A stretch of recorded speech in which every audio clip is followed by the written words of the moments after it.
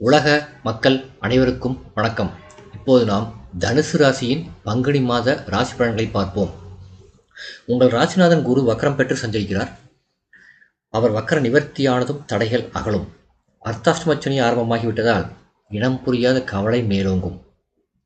மேசராசியில் சுக்கிரன் 27/3/2026 அன்று சுக்கிரன் மேசராசிக்கு செல்கிறார். உங்கள் ராசிக்கு 6, 11 ஆகிய இடங்களுக்கு அதிபதியானவர் சுக்கிரன். அவர் பஞ்சமஸ்தானத்துக்கு வரும்பொழுது பிள்ளைகளுக்கு வேலை எடுத்து மகிழ்ச்சி அடைவீர்கள். பூர்வீக சொத்துக்களை விற்று புதிய சொத்துக்களை வாங்கும் யோகம் உண்டு. நல்ல காரியங்கள் பலவும் நடைபெறும். உங்கள் ராசிநாதன் குருவிற்கு சுக்கிரன் பகை கிரகம் என்பதால் சில பிரச்சனைகளை எதிர்கொள்ள வேண்டிய சூழல் உருவாகும். சிலருக்கு வெளிநாட்டிலிருந்து தாய்நாடு திரும்ப முடியாமல் தவிக்கும் சூழல் ஏற்படும். மறைமுக எதிர்ப்புகள் உண்டு.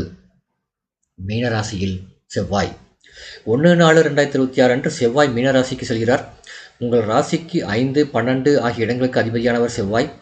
அவர் சுகஸ்தானத்தில் சஞ்சரிக்கும் பொழுது கல்யாண முயற்சிகள் கைகூடும். கடமையை செவ்வனே செய்து வெற்றி காண்பீர்கள். குடும்ப சுமை கூடும். கொடுக்கல் வாங்கலில் இருந்த தொய்வு நிலை அகலும். தொழில் வளர்ச்சிக்கு பெற்றோரின் உதவி கிடைக்கும். மீனராசியில் புதன் 6/4/2026 அன்று மீனராசிக்கு செல்லும் புதன் அங்கு நீச்சம் பெறுகிறார். உங்கள் ராசிக்கு 7, 10 ஆகிய இடங்களுக்கு அதிபதியானவர் புதன். அவர் நீச்சம் பெறுவது நன்மைதான். கேந்திராதிபதி தோஷம் பெற்ற கிரகம் நீச்சம் பெறும் பொழுது மிகுந்த நன்மையை விளங்கும் என்பதே பொதுவான ஒரு நியதி. எனவே இக்காலத்தில் இல்லத்தில் மங்கள ஓசை கேட்கும் சூழல் உருவாகும். வெளிநாட்டு வணிகம் ஆதாயம் தரும். நீங்கள் தேர்ந்தெடுத்த களம் எதுவாக இருந்தாலும் அதில் வெற்றி கிடைக்கும். கல்வி சம்பந்தமாக கலை சம்பந்தமாக எடுத்த முயற்சி கைகூடும். தெளிந்த மனதோடு செயல்படுவீர்கள். அண்ணன் தம்பிகளுக்குள் இருந்த மன வருத்தங்கள் மறையும். குருவின் வக்ர நிவர்த்தி உங்கள் ராசிக்கு 7ஆம் இடத்தில் வக்ர நிலையில் சஞ்சரிக்கும் குரு பகவான் 17/3/2026 அன்று வக்ர நிவர்த்தியாகி பலம் பெறுகிறார். இக்காலம் ஒரு பொற்காலமாகும்.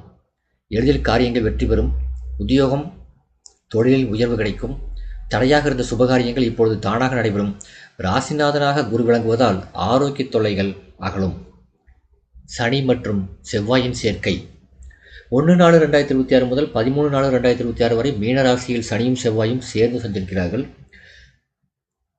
இந்த பகை கிரகங்களின் சேர்க்கையால் பணவிரயங்கள் அதிகரிக்கும். பிறருக்கு வாங்கி கொடுத்த தொகையால் பிரச்சனைகள் உருவாகும். எதிரிகளால் தொல்லை உருவாகும். திட்டமிட்ட காரியங்கள் முயற்சி எடுத்தே முடிவடையும். எதிலும் கவனம் அதிகம் தேவைப்படும் நேரம் இது. பொது வாழ்வில் உள்ளவர்களுக்கு பொறுப்புகளில் திடீர் மாற்றங்கள் ஏற்படும். வியாபாரம் மற்றும் தொழில் செய்பவர்களுக்கு விழிப்புணர்ச்சி அதிகம் தேவை. உத்தியோகத்தில் உள்ளவர்களுக்கு உயர் அதிகாரிகளால் கலக்கம் ஏற்படும். கலைஞர்களுக்கு குறுக்கீடு சக்திகள் அதிகரிக்கும். மாணவ மாணவிகளுக்கு மறதி கூடும். பெண்களுக்கு ஒரு பிரச்சனை முடிந்தால் அடுத்த பிரச்சனை அலைமோதும்.